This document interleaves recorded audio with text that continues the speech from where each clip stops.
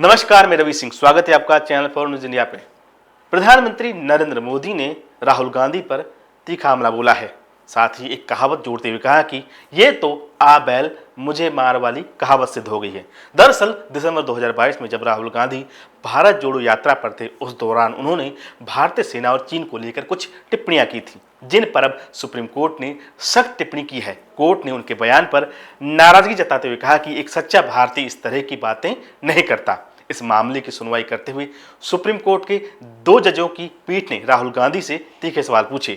सुनवाई के दौरान कोर्ट ने पूछा, आप कैसे कह सकते हैं कि चीन ने 2000 किलोमीटर जमीन पर कब्जा कर लिया है। कोर्ट का कहना था कि जब देश की सीमा पर तनाव हो तो इस तरह के बयान देश हित के खिलाफ होते हैं। कोर्ट ने यह भी कहा कि अगर कोई नेता सवाल उठाना चाहता है तो उसे सोशल मीडिया रैली में बोलने के बजाय संसद में अपनी बात रखनी चाहिए। राहुल गांधी की ओर से पेश हुए वरिष्ठ वकील अभिषेक मनु सिंघवी ने दलील दी कि विपक्ष के नेता का काम ही सवाल उठाना है। अगर वे सवाल नहीं पूछेंगे तो विपक्ष का क्या मतलब रह जाएगा। इस पर कोर्ट ने पलटवार कर कहा, तो फिर संसद में पूछिए सवाल। सोशल मीडिया पर ऐसे बयानों का क्या मतलब है। इस टिप्पणी के बाद सियासत और भी गर्मा गई है।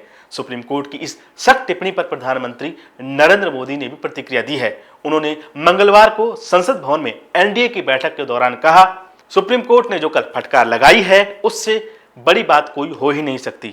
अब हम इस पर क्या कहें जब सुप्रीम कोर्ट खुद बोल रहा है। ये तो अपने पैर पर पत्थर मारने जैसी बात है, बल्कि सीधे कहें तो आ बैल मुझे मार वाली कहावत याद आ गई है।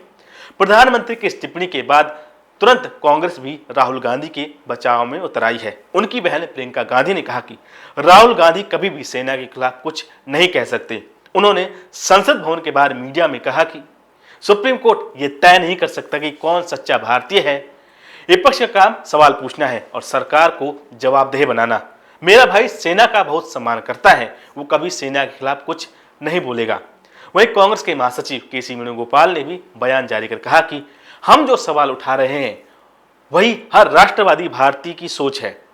जब हम संसद में सवाल करते हैं तो जवाब नहीं मिलता, और जब संसद के बाहर सवाल करते हैं तो हमें देशद्रोही कहा जाता है। उन्होंने आगे कहा कि असल में जो देश के लिए आवाज उठाते हैं वही सच्चे भारतीय होते हैं। हालांकि सुप्रीम कोर्ट ने मानहानि के मामले में फिलहाल कोई अंतिम फैसला नहीं दिया है, लेकिन इस पर आगे की कार्रवाई पर रोक लगाते हुए शिकायतकर्ता को नोटिस भेजा गया है। अब इस केस की अगली सुनवाई 3 हफ्ते बाद होगी।